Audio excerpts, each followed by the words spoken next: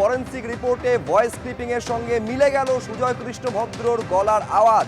Sujoy Krishna ভদ্রর mobile ফোনের বেশ কয়েকটি ভয়েস ক্লিপিং পাঠানো হয়েছিল ফরেন্সিক পরীক্ষার জন্য। সেই ভয়েস ক্লিপিং পাঠানো হয়েছিল ফরেন্সিক পরীক্ষার জন্য এবং তারপর যে রিপোর্ট এসেছে সেখানে দেখা যাচ্ছে যে ভয়েস ক্লিপিং এর সঙ্গে মিলে গিয়েছে সুজয় কৃষ্ণ ভদ্রের গলার আওয়াজ। ইডির তরফে দাবি করা হচ্ছিল যে এই ভয়েস ক্লিপিং যদি মিলে যায়, অর্থাৎ সুজয় কৃষ্ণ ভদ্রর যে ভয়েস ক্লিপিং কণ্ঠস্বরে নমুনা নেওয়া হয়েছিল তার সঙ্গে ভয়েস ক্লিপিং যদি মিলে যায়, একেবারে তদন্তের একটা অন্য দিক খুলে যেতে পারে। প্রকাশ সিনহা আমাদের প্রতিনিধি আরো বিস্তারিত এই নিয়ে বলতে পারবেন। প্রকাশ, নিঃসন্দেহে যেটা প্রথম থেকে ইডি দাবি করে আসছিল যে তাদের হাতে যে ভয়েস ক্লিপিং এসেছে তার সঙ্গে যদি কাকুর কণ্ঠস্বরের নমুনা মিলে যায় তাহলে তদন্তে একটা অন্য দিগন্ত খুলে যেতে পারে। এইবার কি হবে? দেখো, ইডি সূত্রের খবর, ইডির তরফে একটি বিস্তারিত রিপোর্ট তারা কোর্টে জমা দেবেন এবং যেটা ইডির তরফে জানানো হচ্ছে যে প্রথম দিন থেকে তুমি জানো কোর্টে তারা দাবি করেছিলেন যে তাদের কাছে কয়েকটা মোবাইল ফোনের কল রেকর্ডিং এর ভয়েস ক্লিপিং রয়েছে এবং তার সঙ্গে ইতিমধ্যেই খবর যে কণ্ঠস্বরের নমুনা যে সংগ্রহ করা হয়েছিল সিএফএসএল এর রিপোর্ট এসে পৌঁছেছে ফরেন্সিক রিপোর্টে, যেটা ইডি সূত্রের খবর কণ্ঠস্বরের নমুনা মিলে গেছে।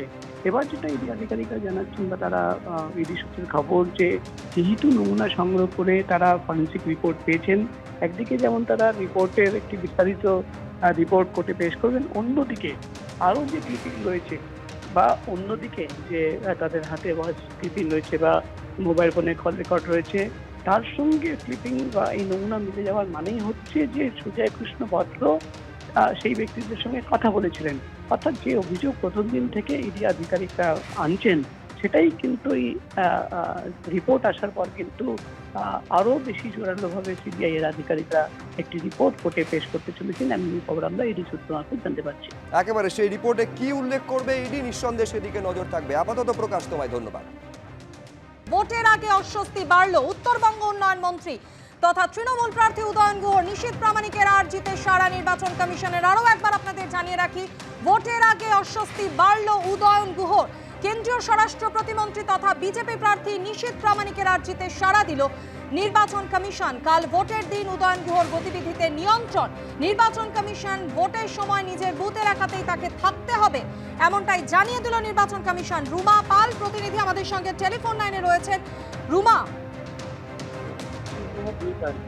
এলাকা না ছাড়া, নিজের এলাকা না ছাড়ার নির্দেশ কমিশনের এবং এই নিশীথ প্রামাণিক আবেদন জানিয়েছিলেন নির্বাচন কমিশন যাতে উদয়ন গুহর মুভমেন্ট তাদের নিয়ন্ত্রণ করা যেতে পারে। দেখো, নিয়ম হচ্ছে কি, উদয়ন গুহ লোকসভা ভোটে প্রার্থীও নন এবং তার সাধারণভাবে নিজের বিধানসভা কেন্দ্র ছাড়া অন্য কোথাও তিনি অবাধে ঘোরাফেরা করতে পারবেন না। সেক্ষেত্রে নির্বাচন কমিশনের অনুমতির প্রয়োজন হয়। যদি তিনি লোকসভা প্রার্থী ইলেকশন এজেন্ট হন তাহলেই তিনি কোচবিহার লোকসভা কেন্দ্রে সর্বত্র ঘুরে বেড়াতে পারেন। এক্ষেত্রে তিনি কোনো ইলেকশন এজেন্টও নন, প্রার্থীও নন।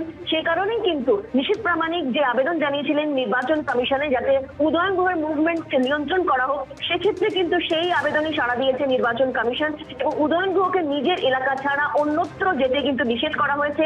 তিনি বেরোতে পারবেন না, এমনটাই কিন্তু নির্দেশ দেওয়া হয়েছে। কিন্তু এর আগে দেখা গিয়েছিল যে নিশীথ প্রামাণিক এবং উদয়ন গুহ তাদের মধ্যে তরজা, বিভিন্ন নানা রকমের ঘটনা কিন্তু সামনে এসেছে, অশান্তির ছবি সামনে এসেছে। সেক্ষেত্রে কিন্তু নিশীথ প্রামাণিক নির্বাচন কমিশনে অভিযোগ জানিয়েছিলেন উদয়ন গুহ সম্পর্কে এবং তার মুভমেন্টকে গতিবিধি নিয়ন্ত্রণ করার জন্য আগে জানিয়েছিলেন এবং নির্বাচন কমিশনের সেই বিষয়টা দেখেছে এবং সেক্ষেত্রে যেহেতু তিনি প্রার্থী নন, কোনো ইলেকশন এজেন্ট নন, সেই কারণে কিন্তু তার এলাকা না ছাড়ার নির্দেশ দিয়েছে নির্বাচন কমিশন। একদমই রুমা, তুমি আমাদের সঙ্গে থাকো। যে বড় খবরের দিকে নজর রেখেছি আমরা, ভোটের আগে অস্বস্তি বাড়ল উত্তরবঙ্গ উন্নয়ন মন্ত্রী উদয়ন গুহর। ভোটের বেশ কিছুদিন আগে থেকে আমরা বারবার দেখেছি উত্তরবঙ্গ উন্নয়ন মন্ত্রীর সঙ্গে কেন্দ্রীয় স্বরাষ্ট্র প্রতিমন্ত্রী বারবার একেবারে সম্মুখ সমরে নামতে দেখা যায় এদের দুজনকে। আর তারপর গতকালই নিশীথ প্রামাণিক তিনি আর্জি জানান নির্বাচন কমিশনকে উদয়ন গুহর গতিবিধিতে নজরদারি বাড়ানোর জন্য। আর সেই কারণেই এবার নিশীথ প্রামাণিকের সেই আর্জিতে সাড়া দিল নির্বাচন কমিশন। আগামীকাল ভোট রয়েছে কোচবিহার কেন্দ্রে, আর ভোটের দিন উদয়ন গুহর গতিবিধিতে নিয়ন্ত্রণ নির্বাচন কমিশনের। ভোটের সময় নিজের বুথ এলাকাতেই থাকতে হবে উদয়ন গুহকে।